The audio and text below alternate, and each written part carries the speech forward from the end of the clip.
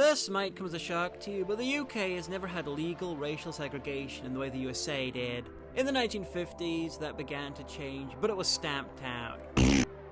But I'm talking about the 1940s, World War II.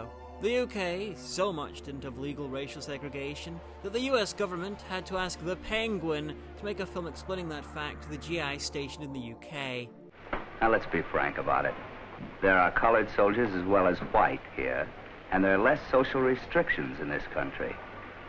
Just what you heard, an English woman asking a colored boy to tea. She was polite about it, and he was polite about it. Now, look, that might not happen at home, but the point is, we're not at home. And the point is, too, if we bring a lot of prejudices here, what are we going to do about them? And yes, that really is the Penguin from the Adam West show. Anyway, he told them that they will see black people welcomed in society, that it's the norm there. Alas, some of the GIs didn't quite get the message and requested pubs introduced an American-style color bar to block black soldiers. And at least a couple of them did add soldier color bars. They refused to let white American GIs in. I remember a quite wonderful quote from an English person back then. I can't remember where I heard it though, so take it with a grain of salt if you want. We loved the GIs, but we didn't like the white chaps they brought along with them. Anyway, the Battle of Bamber Bridge happened in the village of Bamber Bridge. It was shortly after the 1943 Detroit race riot.